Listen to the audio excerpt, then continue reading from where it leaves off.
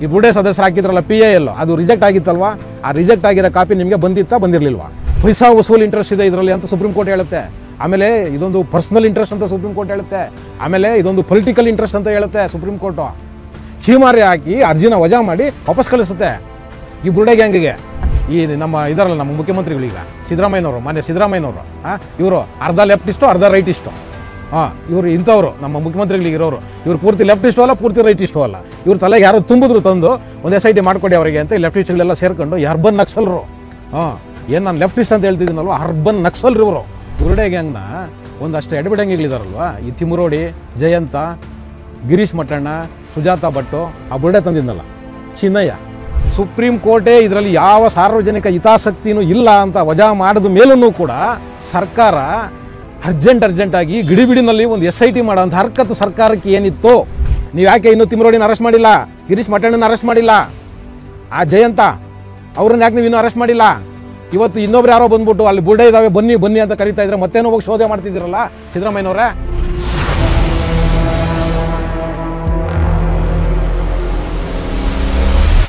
TV ವಿಕ್ರಮದ ಪ್ರೀತಿಯ ನೋಡುಗರಿಗೆ ಟ್ಯಾಕ್ಸಿವಾಲಾ ಕಾರ್ಯಕ್ರಮಕ್ಕೆ ಸ್ವಾಗತ. ನಾನು ನಿಮ್ಮ ನರಸಿಂಹಮೂರ್ತಿ. ವೀಕ್ಷಕರೇ, ಇವತ್ತು ಕಾರ್ಯಕ್ರಮ ಶುರು ಮಾಡೋದಕ್ಕಿಂತ ಮುಂಚೆ ಅಕ್ಷರ ಬ್ರಹ್ಮ ಭೈರಪ್ಪನವರು, SL ಭೈರಪ್ಪನವರು ಇವತ್ತು ನಮ್ಮನ್ನು ಅಗಲಿದ್ದಾರೆ. ಅವರ ಆತ್ಮಕ್ಕೆ ಶಾಂತಿ ಸಿಗಲಿ, ಅವರ ಕುಟುಂಬಕ್ಕೆ ಅವರ ಸಾವಿನ ನೋವನ್ನು ಭರಿಸುವಂಥ ಶಕ್ತಿ ಕೊಡಲಿ ಅಂತ ಹೇಳಿ ನಾವಿವತ್ತು ಬೇಡ್ಕೊಳ್ಳೋ ಒಂದು ಮುಖಾಂತರ ಇವತ್ತಿನ ಕಾರ್ಯಕ್ರಮನ ಶುರು ಮಾಡ್ತಾಯಿದ್ದೀನಿ. ವೀಕ್ಷಕರೇ, ನಮಗೆಲ್ಲ ಗೊತ್ತು ಧರ್ಮಸ್ಥಳದ ಬುರುಡೆ ವಿಚಾರ. ವೀಕ್ಷಕರೇ ನೋಡಿ, ಈ ಬುರುಡೆ ಗ್ಯಾಂಗ್ನ ಒಂದಷ್ಟು ಎಡಬಿಡಂಗಿಗಳಿದಾರಲ್ವ, ಈ ತಿಮುರೋಡಿ, ಜಯಂತ, ಗಿರೀಶ್ ಮಟ್ಟಣ್ಣ, ಆಮೇಲೆ ಆ ಹೆಣ್ಮಗಳು ಸುಜಾತಾ ಭಟ್ಟು, ಆಮೇಲೆ ಆ ಬುರುಡೆ ತಂದಿದ್ನಲ್ಲ ಚಿನ್ನಯ್ಯ, ಈ ಪ್ರಪಗಂಡ ಸೃಷ್ಟಿ ಮಾಡಿದ್ರಲ್ಲ ಈ ಅಯೋಗ್ಯರು. ನೋಡಿ, ಇವರು ಎಂಥ ಸುಳ್ಳುಗಳನ್ನ ಹೇಳ್ಬಿಟ್ಟಿದ್ದಾರೆ ಅಂದರೆ ಜನರಿಗೆ, ರಾಜ್ಯಕ್ಕೆ, ಸರ್ಕಾರಕ್ಕೆ. ನಾನು ಸರ್ಕಾರಕ್ಕೆ ಸುಳ್ಳು ಹೇಳಿದ್ರೆ ಅಂತ ಒಪ್ಕೊಳ್ಳೋದಿಲ್ಲ.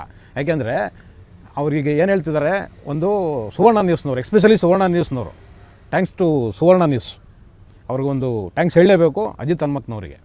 ಏನಕ್ಕೆ ಅಂದರೆ ನೋಡಿ, ಈ ಬುರುಡೆ ಗ್ಯಾಂಗ್ಗೆ ಏನು ಒಂದು SIT ರಚನೆ ಮಾಡಬೇಕು, ಧರ್ಮಸ್ಥಳದಲ್ಲಿ ಸಾಕಷ್ಟು ಹೆಣಗಳನ್ನ ಊತಿದ್ದೀನಿ ನಾನು, ಅದೆಲ್ಲ ಅತ್ಯಾಚಾರ ಮಾಡಿರೋವು, ಕೊಲೆಗಳು ಮಾಡಿರೋವು, ನನ್ನ ಕೈನಲ್ಲಿ ಉಣಿಸಿದ್ದಾರೆ ಅಂತ ಹೇಳಿ ಒಂದು ನಮಗೆ SIT ಮಾಡಿಕೊಡ್ಬೇಕು ಅಂತ ಹೇಳಿ ಒಂದು ಒತ್ತಡ ಮಾಡಿ ಒಂದು SITನ ರಚನೆ ಮಾಡ್ಕೊಂಡ್ರಿ ಇವರು. ಆದರೆ ವೀಕ್ಷಕರೇ, ಇಲ್ಲಿ ಒಂದು ವಿಚಾರ ಈಗ ಬಯಲಿಗೆ ಬರ್ತಿದೆ ಇಷ್ಟು ದಿವಸ ಆದಮೇಲೆ.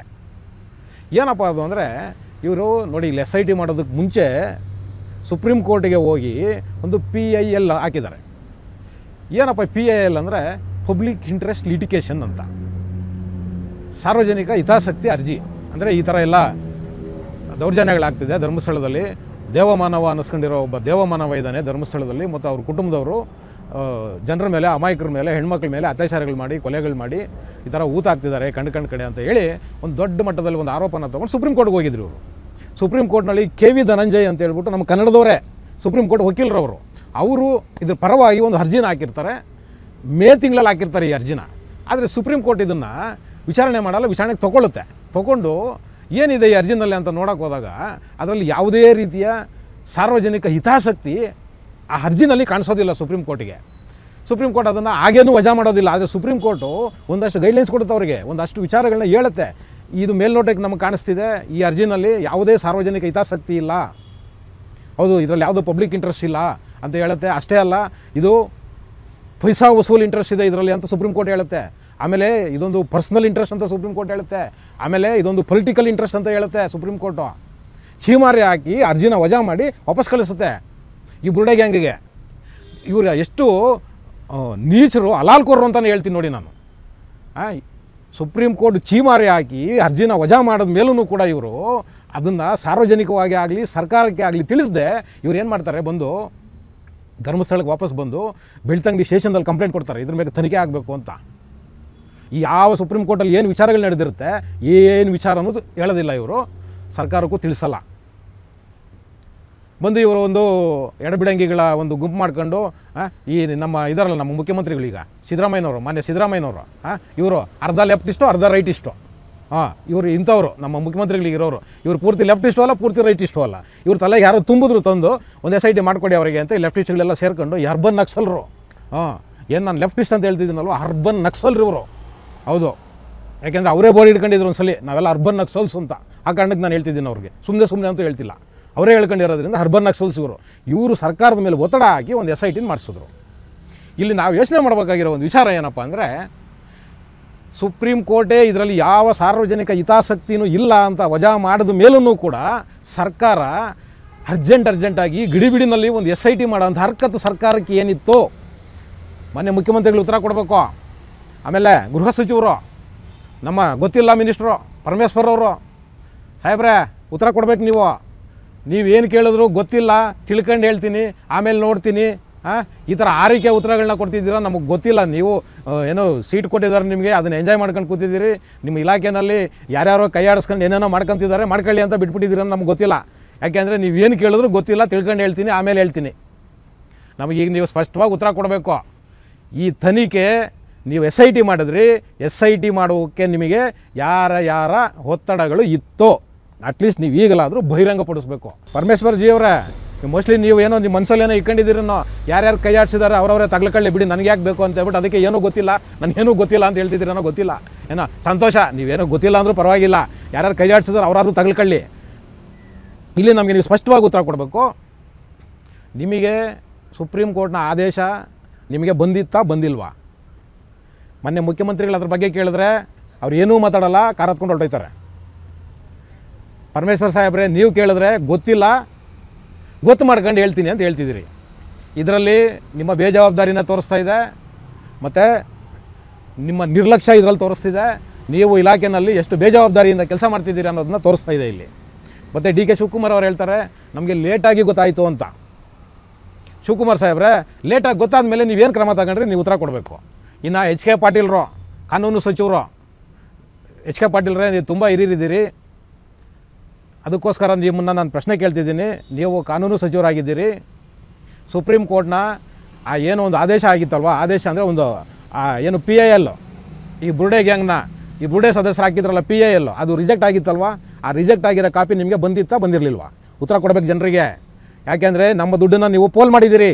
ಹೌದು, ನೀವು ವಿನಾಕಾರಣ ಯಾವುದೇ ಸಾರ್ವಜನಿಕ ಹಿತಾಸಕ್ತಿ ಇಲ್ಲದೇ ಇರುವಂಥ ಒಂದು ಪ್ರಕರಣದಲ್ಲಿ ಇವತ್ತು ನೀವು ಕೋಟ್ಯಾಂತರ ರೂಪಾಯಿ ಖರ್ಚು ಮಾಡಿದ್ದೀರಿ. ನಮ್ಮ ಸಾರ್ವಜನಿಕರ ತೆರಿಗೆ ಹಣನ ನೀವು ಪೋಲ್ ಮಾಡಿದ್ದೀರಿ, ಮಾಡ್ತಾನೂ ಇದ್ದೀರಿ ಈಗಲೂ. ಅದಕ್ಕೋಸ್ಕರ ನೀವು ಉತ್ತರ ಕೊಡಬೇಕು. ನೀವು ಈ ವಿಷಯ ಗೊತ್ತಿದ್ದೂ ಕೂಡ ನಿಮಗೆ ಈ ಒಂದು ಸುಪ್ರೀಂ ಕೋರ್ಟ್ನ ಆದೇಶದ ಕಾಪಿ ನಿಮಗೆ ಬಂದಿದ್ರೂ ಕೂಡ, ನೀವು ಗೊತ್ತಿದ್ರೂ ಕೂಡ ಇದನ್ನು ಮುಚ್ಚಿಟ್ಟು ನೀವು ಇದನ್ನು ಮಾಡಿರ್ಬೋದು ಅನ್ನೋ ಅನುಮಾನ ನಮಗೆ ಬರ್ತಾ ಇದೆ. ಆ ಕಾರಣಕ್ಕೋಸ್ಕರ ಇವತ್ತು ಏನು ಸಾರ್ವಜನಿಕವಾಗಿ ಒಂದು ಅನುಮಾನ ಎದುಳ್ತಾ ಇದೆ, ನೀವು ಅನುಮಾನಕ್ಕೆ ಸ್ಪಷ್ಟನೆ ಕೊಡಬೇಕು. ಮಾನ್ಯ ಮಂತ್ರಿಗಳು HK ಪಾಟೀಲ್ರು, ನೀವು ಉತ್ತರ ಕೊಡಲೇಬೇಕು. ಯಾಕೆಂದರೆ ನೀವೇ ಇದಕ್ಕೆ ಉತ್ತರದಾಯಕ. ನಿಮ್ಮ ಕೈನಲ್ಲೇ ಇದೆ ಕಾನೂನು ಇಲಾಖೆ. ಅದಕ್ಕೋಸ್ಕರ ನೀವು ಉತ್ತರ ಕೊಡಲೇಬೇಕಾಗಿದೆ. ಇವತ್ತು ನೀವು ಕೊಡಬೇಕು. ನಿಮಗೆ ಗೊತ್ತಿಲ್ಲ ಅಂದರೆ ಯಾಕೆ ಗೊತ್ತಿರಲಿಲ್ಲ? ಯಾಕೆಂದರೆ ನಿಮ್ಮದೇ ಉಪಮುಖ್ಯಮಂತ್ರಿಗಳು ಹೇಳ್ತಿದ್ದಾರೆ ನಮಗೆ ಇದು ಆಮೇಲೆ ಗೊತ್ತಾಯಿತು ಅಂತ. ಅಂದರೆ SIT ತನಿಖೆ ನಾವು ಫಾರ್ಮ್ ಮಾಡಿದ ಮೇಲೆ ಗೊತ್ತಾಗಿದೆ ಅನ್ನೋ ಲೆಕ್ಕ ಇರ್ಬೋದು ಅವ್ರದ್ದು, ಆಮೇಲೆ ಗೊತ್ತಾಯಿತು ಅಂತ.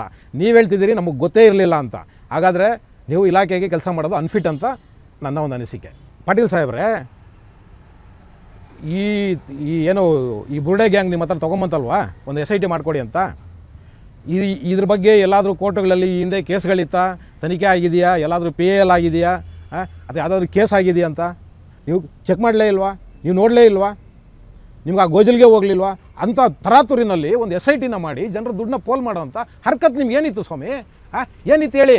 ನೀವು ಈಗಾಗಲೇ ಹೇಳಿದಿರಿ SIT ಸ್ಟಾರ್ಟ್ ಆದಮೇಲೆ ನೀವು ಸೆಂಟ್ರಲ್ಲೇ ಹೇಳಿದಿರಿ ಇದು ಷಡ್ಯಂತ್ರ ಅಂತ. ಸರ್ಕಾರ ಉತ್ತರ ಕೊಡಬೇಕು ಇದಕ್ಕೆ. ಮಾನ್ಯ ಮುಖ್ಯಮಂತ್ರಿಗಳು ಸಿದ್ದರಾಮಯ್ಯನವರೇ ಉತ್ತರ ಕೊಡಬೇಕು. ನೀವು ಏನಂತ ಉತ್ತರ ಕೊಡಬೇಕು ನೀವು ಜನರಿಗೆ? ನೀವು ಹೇಳಿದಿರಿ ಷಡ್ಯಂತ್ರ ಆಗಿದೆ ಇದು ಧರ್ಮಸ್ಥಳದ ಮೇಲೆ ಅಂತ. ಹಾಗಾದರೆ ಇನ್ನು ಯಾಕೆ ನೀವು ಅರೆಸ್ಟ್ ಮಾಡಿಲ್ಲ? ನೀವು ಹೇಳ್ಬೇಕು ಅರೆಸ್ಟ್ ಮಾಡಿಲ್ಲ, ಯಾಕೆ ಇನ್ನೂ ಅರೆಸ್ಟ್ ಮಾಡಿಲ್ಲ? ಆ ಹೆಣ್ಮಗಳಿದ್ಲಲ್ವಾ ಸುಜಾತ ಭಟ್, ಆ ಹೆಣ್ಮಗ್ಳಿಗೆ ಮಗಳೇ ಇಲ್ಲ. ಹೌದು, ಆ ಹೆಣ್ಮಗ್ಳಿಗೆ ಮಗಳೇ ಇಲ್ಲ. ಆ ಹೆಣ್ಮಗಳು ಹೇಳ್ತಾಳೆ ನನ್ನ ಮಗಳು ಸತ್ತೋಗಿದ್ದಾಳೆ, ನನಗೆ ಹುಡುಕೊಡಿ ಅಂತ. ಅದ್ರ ಶವನಾದರೂ ಕೊಡಿ. ಹಿಂದೂ ಸಂಪ್ರದಾಯದ ಪ್ರಕಾರ ನಾನು ಏನು ಶಾಸ್ತ್ರಗಳು ಮಾಡಬೇಕು ಅಂತ ಹೆಣ್ಮಗಳು ಕೇಳ್ತಿದ್ದಾಳೆ. ಇಲ್ಲದವ್ರು ಹೆಣ್ಮಗಳು ಎಲ್ಲಿಂದ ತಂದು ಕೊಡ್ತೀರಿ? ಎಷ್ಟು ಅಂತ ಆಗಿತ್ತೀರಿ?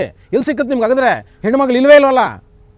ಆ ಕಾರಣಕ್ಕೋಸ್ಕರ ನೀವು ಉತ್ತರ ಕೊಡಬೇಕಾಗಿದೆ. ಇವತ್ತು ಜನಗಳ ದುಡ್ಡನ್ನ ನೀವು ಇವತ್ತು ಕೋಟ್ಯಾಂತರ ರೂಪಾಯಿ ತನಿಖೆ ಹೆಸರಲ್ಲಿ ಪೋಲ್ ಮಾಡಿದ್ದೀರಿ. ಈ ದುಡ್ಡಿಗೆ ಜವಾಬ್ದಾರಿ ಯಾರೋ? ನೀವು ಯಾಕೆ ಇನ್ನೂ ತಿಮ್ಮರೋಡಿನ ಅರೆಸ್ಟ್ ಮಾಡಿಲ್ಲ? ಗಿರೀಶ್ ಮಠಣ್ಣನ ಅರೆಸ್ಟ್ ಮಾಡಿಲ್ಲ? ಆ ಜಯಂತ ಅವ್ರನ್ನ ಯಾಕೆ ನೀವು ಇನ್ನೂ ಅರೆಸ್ಟ್ ಮಾಡಿಲ್ಲ?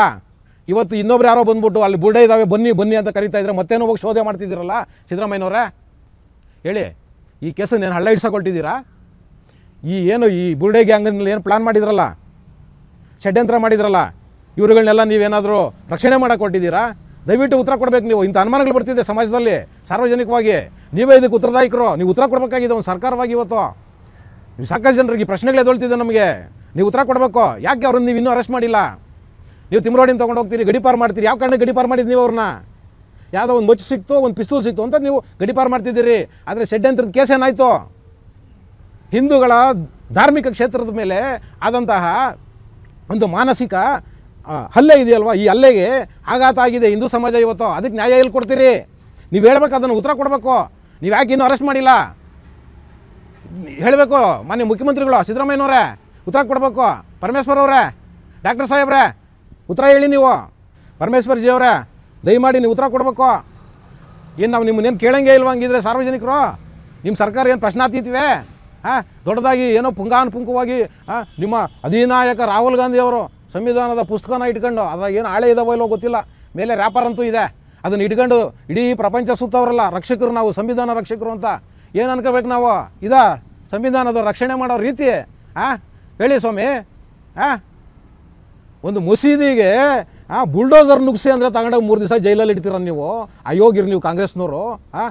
ಒಂದು ದೊಡ್ಡ ಧರ್ಮಕ್ಷೇತ್ರ ಧರ್ಮಸ್ಥಳ, ಆ ಧರ್ಮಸ್ಥಳದ ಮೇಲೆ ಪುಂಖಾನುಪುಂಖವಾಗಿ ವಿಡಿಯೋಗಳನ್ನ ಹರಿಬಿಟ್ಟು ದೊಡ್ಡ ದೊಡ್ಡ ಸಮಾವೇಶಗಳ ಥರ ರೋಡಲ್ಲಿ ಬಾಯಿ ಪಡ್ಕೊಂಡು ತಿರುಗಿದ್ರಲ್ವ ಷಡ್ಯಂತ್ರ ಮಾಡಿ. ಅವ್ರಿಗೆ ಏನು ಮಾಡ್ತಿದ್ದೀರಾ ಸ್ವಾಮಿ ನೀವು? ಇದುವರೆಗೂ ಒಬ್ಬರನ್ನ ಅರೆಸ್ಟ್ ಮಾಡಿಲ್ಲ. ದಿನಾ ವೀಡಿಯೋಗಳು ಹರಿದು ಬಿಡ್ತಿದ್ದಾರೆ ಅವ್ರು, ದಿನಾ ವೀಡಿಯೋಗಳು ಹರಿದು ಬಿಡ್ತಿದ್ದಾರೆ. ಹೇಳಿ ಸ್ವಾಮಿ, ನೀವು ಸಂವಿಧಾನ ರಕ್ಷಕರಾ? ನೀವು ಕಾನೂನು ರಕ್ಷಕರಾ? ಹೇಳಿ ಸಿದ್ದರಾಮಯ್ಯನವರೇ, ಮಾನ್ಯ ಮುಖ್ಯಮಂತ್ರಿಗಳೇ, ದಯವಿಟ್ಟು ಉತ್ತರ ಕೊಡಬೇಕು. ಜನರು ಕಾತರದಲ್ಲಿದ್ದೀವಿ ನಾವು ನಿಮ್ಮ ಉತ್ತರಕ್ಕೆ. ನೆನ್ನೆ ನೀವು ಮೈಕ್ ಹಿಡಿದ್ರೆ ಗಾಡಿ ಹತ್ಕೊಂಡು ಹೋಗ್ಬಿಡ್ತೀರಲ್ಲ ಮುಖ್ಯಮಂತ್ರಿಗಳೇ. ಯಾಕೆ ಮುಖ್ಯಮಂತ್ರಿಗಳೇ ನಿಮ್ಗೆ ಅಷ್ಟೊಂದು ಅಸಹ್ಯನೇ? ಅಷ್ಟೊಂದು ಅಸಹ್ಯ ಯಾಕೆ ನಿಮಗೆ? ಅಷ್ಟೊಂದು ಸಿಟ್ಟು ಯಾಕೆ? ಹೇಳಿ ಮುಖ್ಯಮಂತ್ರಿಗಳೇ, ಭ್ರಮನಿರಸರಾಗಿದ್ದೀರ ನೀವು? ನೀವು ಕುರ್ಚಿ ಉಳಿತದೋ ಉಳಿಸ್ಕೊಂತಿರೋ ಅಥವಾ ಬಿಟ್ಟುಕೊಡ್ತಿರೋ ನಮಗೆ ಬೇಡದೇ ಇರೋ ವಿಷಯ ಅದು ಮುಖ್ಯಮಂತ್ರಿಗಳೇ. ಆದರೆ ಸಮಾಜದಲ್ಲಿ ಇವತ್ತು ಧರ್ಮಸ್ಥಳದ ವಿಷಯದಲ್ಲಿ ಇಂಥ ಸಾಕಷ್ಟು ಪ್ರಶ್ನೆಗಳಿದೊಳ್ತಿದೆ. ಬರೀ ಧರ್ಮಸ್ಥಳ ಅಂತ ಹೇಳಲ್ಲ, ಕರ್ನಾಟಕದಾದ್ಯಂತ ಇವತ್ತು ಈ ರೀತಿಯ ಕೋಮು ಹೆಸರಲ್ಲಿ, ಧರ್ಮದ ಹೆಸರಲ್ಲಿ ಇವತ್ತು ಕಂಡು ಕಡೆ ಗಲಾಟೆಗಳಾಗ್ತಿದೆ. ನಿಮ್ಮ ಸರ್ಕಾರದ ವೈಫಲ್ಯ ಅಂತ ನಾವು ಯಾಕೆ ಅಂದ್ಕೊಳ್ಬಾರ್ದು ಹೇಳಿ ಮುಖ್ಯಮಂತ್ರಿಗಳೇ? ನಿಮ್ಮ ಸರ್ಕಾರದ ವೈಫಲ್ಯ ಅಲ್ವಾ? ನಿಮ್ಮ ಸರ್ಕಾರದ ಅಪೀಸ್ಮೆಂಟ್ ಅಲ್ವಾ ಇದು? ನಿಮ್ಮ ಓಲೈಕೆ ಕಾರಣಕ್ಕೆ ಹಿಂಗೆ ಆಗ್ತಿದೆ ಅಂತ ನಾವು ಯಾಕೆ ಅಂದ್ಕೊಳ್ಬಾರ್ದು ಹೇಳಿ ನೀವು ಮುಖ್ಯಮಂತ್ರಿಗಳೇ? ಇವತ್ತು ಕೂಡ ನೀವುಗಳು ಏನು ಮಾಡ್ತಿದ್ದೀರಿ? ಯಾರೋ ಬಂದು ಹೇಳ್ತಾರೆ ಬಂಗ್ಲೆಗುಡದಲ್ಲಿ ಬುಡೆಗಳಿದ್ದಾವೆ, ಅಸ್ಥಿ ಪಂಜರಗಳಿದೆ, ತೋರಿಸ್ತೀವಿ ಅಂತ. ಸಿದ್ದರಾಮಯ್ಯನವರೇ, ನಿನ್ನೆನೂ ಕೂಡ ಯಾರೋ ಒಂದು ಆದಿಶೇಷ ಅನ್ನೋ ವ್ಯಕ್ತಿದು ಒಂದು ಬುಡೆ ಸಿಕ್ಕಿದೆ, ಅದೆಲ್ಲ ಐಡೆಂಟಿಫೈ ಆಗಿದೆ, ಅವ್ರು ಬಂದಿದ್ದಾರೆ. ಏನು ಮಾಡ್ತೀರಿ ನೀವು ತಗೊಂಡದನ್ನೀಗ? ಹೇಳ್ರಿ ಸಿದ್ದರಾಮಯ್ಯನವರೇ, ಏನು ರೀ ಮಾಡ್ತೀರ ಅಂತ ತಗೊಂಡು ನೀವೀಗ? ಆ ಬುರುಡೆ ಗ್ಯಾಂಗ್ದು ಏನು ರೀ ಇರೋದು ಆರೋಪ? ಧರ್ಮಸ್ಥಳದ ದೇವಮಾನವ ವೀರೇಂದ್ರ ಹೆಗ್ಗಡೆ ಮತ್ತು ಅವರ ಕುಟುಂಬದವರು ಹಲ್ಲೆ ಮಾಡಿ, ರೇಪ್ ಮಾಡಿ ಹೆಣ್ಣುಮಕ್ಕಳನ್ನ ಕಂಡು ಕಡೆ ಊತಾಕಿದ್ದಾರೆ ಅನ್ನೋದು ಆರೋಪ ಇರೋದು ಅಲ್ವಾ? ಆದರೆ ಸಿಕ್ತಿರೋ ಹೆಣಗಳು ಯಾವ್ದು ರೀ? ಸಿಕ್ತಿರೋ ಬುರುಡೆಗಳು ಯಾವ್ದು ರೀ? ಸಿದ್ದರಾಮಯ್ಯನವರೇ, ಎಲ್ಲ ಗಂಡಸರದು ಯಾವುದೋ ಕಾಲದಲ್ಲಿ ಮನೆ ಬಿಟ್ಟು ಬಂದು ಯಾವ್ಯಾವುದೋ ಕಾರಣಕ್ಕೆ ಆ ಬಂಗ್ಲೆಗುಡ್ಡ ಅಂತ ಒಂದು ದೊಡ್ಡ ಅರಣ್ಯ ಅದು, ದಟ್ಟ ಅರಣ್ಯ ಅದು, ಯಾವ ಪ್ರಾಣಿ ಪಕ್ಷಿಗಳು ಹೋಗಲ್ಲ ಅಲ್ಲಿಗೆ, ಜನನೇ ಹೋಗಲ್ಲ. ಅಂಥ ಕಡೆ ಬಂದು ಯಾರೋ ಸೂಸೈಡ್ ಮಾಡ್ಕೊಂಡಿದ್ದಾರೆ. ನೀವು ಇವತ್ತು ಆ ಬುಡೆಗಳನ್ನ ತೊಗೊಂಡು ಬಂದು ಅದನ್ನು FSL ಯಾಕ್ರಿ ನಮ್ಮ ದುಡ್ಡನ್ನ ವೇಸ್ಟ್ ಮಾಡ್ತಿದ್ದೀರಾ ಸಿದ್ದರಾಮಯ್ಯನವರೇ? ನಿಮಗೆ ನಿಜವಾಗ್ಲೂ ಕಾಳಜಿ ಇದ್ದರೆ ಆ ಫಾರೆಸ್ಟ್ಗೆ ಒಂದು ಕಾಂಪೌಂಡ್ ಹಾಕ್ಸ್ರಿ, ಜನ ಹೋಗದೆ ಇರೋಂಗೆ. ಇಷ್ಟು ಇವತ್ತು ಹಸಿ ಪಂಜರಗಳು ಸಿಗ್ತಿದೆ, ಕಂಡ್ಕೊಂಡವ್ರು ಯಾರ್ಯಾರು ಹೋಗಲ್ಲ, ನೇಣುಗಳು ಹಾಕೊಂತಿದ್ದಾರೆ, ಸೂಸೈಡ್ ಮಾಡ್ಕೊತಿದ್ದಾರೆ. ಪೊಲೀಸರು ಅಲ್ಲಿ ಹೋಗೋಕ್ಕಾಗ್ತಿಲ್ಲ, ಮಾಹಿತಿನೂ ಸಿಗಲ್ಲ, ಯಾಕೆಂದರೆ ಸ್ಮೆಲ್ಲು ಬರೋಲ್ಲ, ತುಂಬ ಒಳಗಡೆ ಹೋಗಿ ಹಾಕೊಂತಿದ್ದಾರೆ, ಸ್ಮೆಲ್ಲು ಬರ್ತಿಲ್ಲ. ಅದಕ್ಕೊಂದು ಕಾಂಪೌಂಡ್ ಹಾಕ್ಸ್ರಿ ನಿಮ್ಮ ಸರ್ಕಾರದಲ್ಲಿ. ಇಷ್ಟೆಲ್ಲ ಅಗಿಯೋದಕ್ಕೆ ದುಡ್ಡು ಕೊಡ್ತಿದ್ದೀರಾ? ಆ ಬುಲ್ಡೆ ಅಗಿಯೋಕ್ಕೆ, ಆ ಬುಲ್ಡೆ ಹೇಳೋದೆಲ್ಲ ಕೇಳಿಸ್ಕೊಂಡು ಅದಕ್ಕೊಂದು ಕಾಂಪೌಂಡ್ ಹಾಕ್ಸೋಕ್ಕಾಗಲ್ಲ ನೀವು ಫಾರೆಸ್ಟ್ನವ್ರಿಗೆ ಹೇಳಿ. ಅದನ್ನು ಬಿಟ್ಬಿಟ್ಟು ಈಗ ಇನ್ನೊಂದು ಯಾರೋ ಬಂದಿದ್ದಾರೆ, ಈಗ ನಾನು ತೋರಿಸ್ತೀನಿ ಅಲ್ಲಿದೆ ಅಗಿತೀರಾ ಅಂತ ಯಾವುದೋ ಸ್ಮಶಾನ ದೇಶ ಹೇಳ್ಕೊಂಬಂದವ್ರೆ. ಸ್ಮಶಾನದಲ್ಲಿ ಹೆಣ ಹಿಡಿದಿರ ಇನ್ನೇನು ಇರ್ತದೆ? ಮುಖ್ಯಮಂತ್ರಿಗಳು ಹೇಳ್ರೆ ಏನು ಇರುತ್ತೆ ಸ್ಮಶಾನದಲ್ಲಿ? ಮತ್ತು ಬೂಡೆಗಳೇ ಸಿಗೋದು. ಎಂಥ ದಾರಿ ತಪ್ಪಿಸಿದ್ದೀರ ನೀವು ಜನರಿಗೆ ಅಂದರೆ, ಕೊನೆಗೆ ಈ SIT ಏನು ತನಿಖೆ ಮಾಡಿದೆ ಇದನ್ನು ಟೋಟಲಾಗಿ ಹಳ್ಳ ಹಿಡಿಸಿ ಆ ತಿಮ್ರೋಡಿಗೆ, ಆ ಜಯಂತನಿಗೆ ಮತ್ತು ಆ ಮಠಣ್ಣವರಿಗೆ ಇವರಿಗೆಲ್ಲ ಒಂದು ಕ್ಲೀನ್ ಶೀಟ್ ಕೊಟ್ಟು ಇನ್ನೊಂದು ಯಾವುದನ್ನ ಟಾರ್ಗೆಟ್ ಕೊಡಬೇಕು ಅಂತ ಅಂದ್ಕೊಂಡಿದ್ದೀರಾ ದೇವಸ್ಥಾನನ? ನಮ್ಗೆ ಯಾಕೋ ಹಂಗೆ ಅನ್ನಿಸ್ತಿದೆ ಸಿದ್ದರಾಮಯ್ಯನವರೇ. ಇಲ್ಲಿ ಫಲ ಕೊಡಲಿಲ್ಲ ಏನೋ, ಇಲ್ಲೇನು ಫಸಲು ಬರಲಿಲ್ಲ, ಇಲ್ಲಿ ಬೇರೆ ಯಾವುದನ್ನು ಟಾರ್ಗೆಟ್ ಮಾಡೋದಕ್ಕೆ ಅವ್ರಿಗೇನಾದರೂ ನೀವೇನಾದರೂ ಪ್ರೋತ್ಸಾಹ ಮಾಡೋ ರೀತಿಯಲ್ಲಿ ಏನಾದರೂ ಮಾಡ್ತಿದ್ದೀರಾ? ಅನುಮಾನ ಇದೆ, ಉತ್ತರ ಕೊಡಿ. ನನ್ನ ಅನುಮಾನ ಇಲ್ಲ, ಇದು ಸಮಾಜದಲ್ಲಿ ಹುಡ್ತಾ ಇರೋ ಅನುಮಾನ, ಹಿಂದೂ ಸಮಾಜದಲ್ಲಿ ಹುಡ್ತಾ ಇರೋ ಅನುಮಾನ ಇದು ನಿಮ್ಮ ಮೇಲೆ, ನಿಮ್ಮ ನಡವಳಿಕೆಗಳು, ನೀವು ಮಾಡ್ತಿರೋ ಅಪೀಸ್ಮೆಂಟ್. ಇವತ್ತು ನೀವು ಮುಸ್ಲಿಮರ ಅಪೀಸ್ಮೆಂಟು, ಜಾತಿ ಗಣಿತದಲ್ಲಿ ನೀವು ತೊಗೊಂಡು ಬಂದಿದ್ದ ಕ್ರಿಶ್ಚಿಯನ್ಗಳ ಹೆಸರುಗಳು, ಕ್ರಿಶ್ಚಿಯನ್ ಸಮುದಾಯದ ಹೆಸರುಗಳು, ಇವೆಲ್ಲನೂ ಇವತ್ತು ಸಮಾಜದಲ್ಲಿ ಗೊಂದಲ ಹುಟ್ಟಿಸ್ತಿದೆ. ನೀವು ಯಾರು ಪರ ಇದ್ದೀರಾ, ನೀವು ಯಾರು ವಿರೋಧ ಇದ್ದೀರಿ, ನೀವು ಹಿಂದೂ ವಿರೋಧಿಗಳು ಅನ್ನೋದನ್ನು ಇವತ್ತು ಸಮಾಜದಲ್ಲಿ ಒಂದು ಪ್ರಶ್ನೆಯಾಗಿ ಹುಡ್ತಾ ಇದೆ. ಸಿದ್ದರಾಮಯ್ಯನವರೇ, ನೀವು ಈ ಪ್ರಶ್ನೆಗಳಿಗೆಲ್ಲ ದಯವಿಟ್ಟು ಸಾರ್ವಜನಿಕವಾಗಿ ಉತ್ತರ ಕೊಡಬೇಕು ಅಂತ ಹೇಳೋದ್ರ ಮುಖಾಂತರ ಇವತ್ತಿನ ಟ್ಯಾಕ್ಸಿ ವಾಲಾ ಕಾರ್ಯಕ್ರಮವನ್ನು ಮುಗಿಸ್ತಾ ಇದ್ದೀನಿ. ಶೇರ್ ಮಾಡಿ, ಸಬ್ಸ್ಕ್ರೈಬ್ ಮಾಡಿ, ಲೈಕ್ ಮಾಡಿ, ಹೆಚ್ಚೆಚ್ಚು ಕಾಮೆಂಟ್ ಮಾಡೋದರ ಮುಖಾಂತರ ನಮ್ಮನ್ನು ಪ್ರೋತ್ಸಾಹಿಸ್ತೀರಿ. ಟಿವಿ ವಿಕ್ರಮ, ದೇಶ ನಿಮ್ಮ ಕೈಯಲ್ಲಿ. ಈ ಕಾರ್ಯಕ್ರಮ ನಿಮಗೆ ಇಷ್ಟ ಆಗಿದ್ದಲ್ಲಿ ಲೈಕ್, ಶೇರ್ ಹಾಗೂ ಕಮೆಂಟ್ ಮಾಡಿ. ಟಿವಿ ವಿಕ್ರಮದ ಕಾರ್ಯಕ್ರಮಗಳನ್ನು ನಿರಂತರವಾಗಿ ವೀಕ್ಷಿಸಲು ಸಬ್ಸ್ಕ್ರೈಬ್ ಮಾಡಿ, ಬೆಲ್ ಐಕನ್ ಒತ್ತಿ.